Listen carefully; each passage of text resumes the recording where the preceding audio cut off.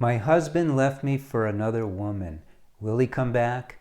My name is Paul Friedman. I founded the Marriage Foundation, and I could answer that simply, but the answer wouldn't be real. I'm going to give you some context. I'm going to let you know the answer to the question. Now, the good news is it depends upon you.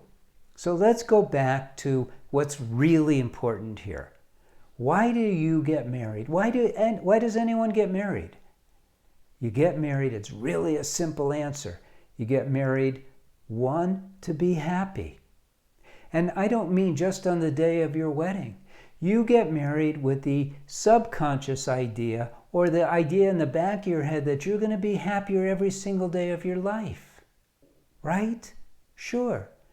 The other equal answer is you get married for love. And I don't mean just any kind of love. I'm talking about unconditional love, i.e. marital love. It's supposed to be unconditional because you're in a very safe environment, your marriage. So your husband got married for those two reasons. Chances are, like 99.9%, is that you fell into the trap of exhibiting the overfamiliarity killer of marriage. And your behaviors were not like those that bring your husband happiness or yourself.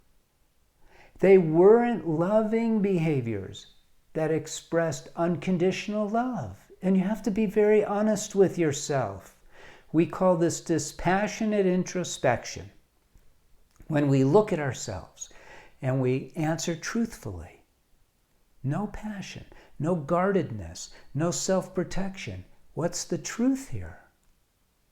Typically, we fall into this trap. It is the number one killer of all marriages, overfamiliarity. What does it exhibit? It basically means you take each other for granted. But let's just look at what your husband was encountering in your marriage.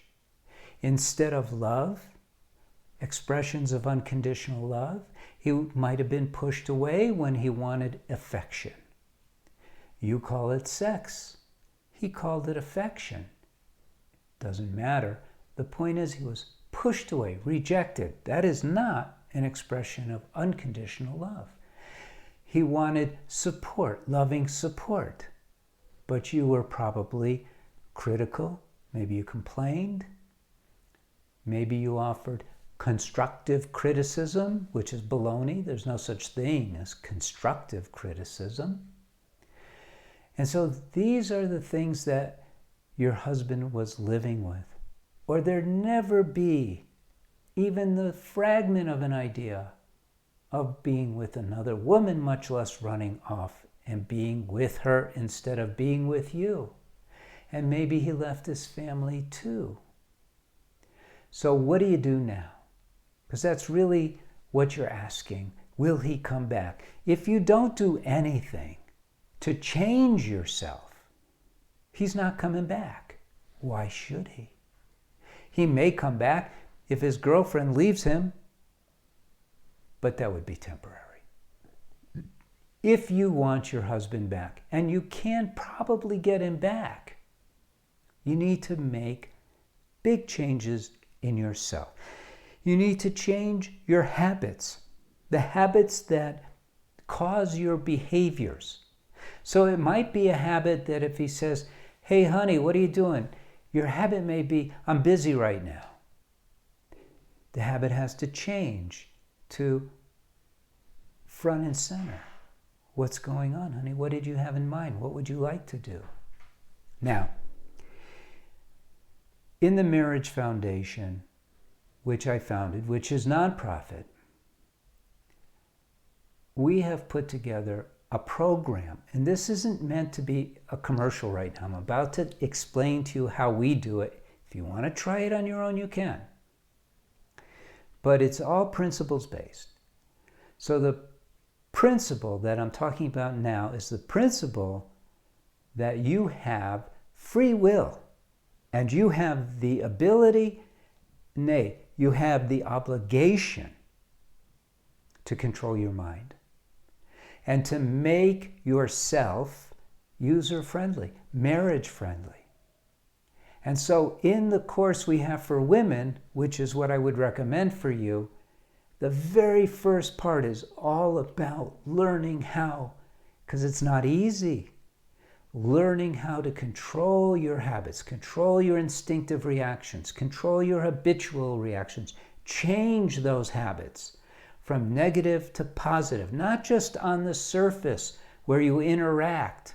A lot of women who take the course, so, okay, I can skip that part. Here's how I'm supposed to behave. No, it won't work.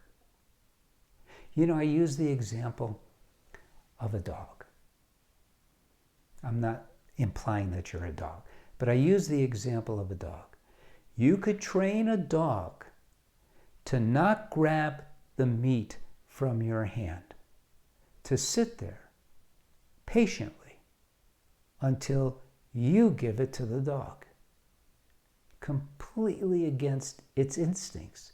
And even though you could train that dog to do that, you'll never change its instincts. But a human being is different. You can change your instinctive reactions. You could change your habitual reactions. You have to know how. And so we focus on that in the beginning of the course. That's what you need to do. Now, you need to find the negative reactions that you have.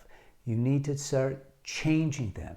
And you don't have to try it out on your husband. He's not there right now. Do it in here.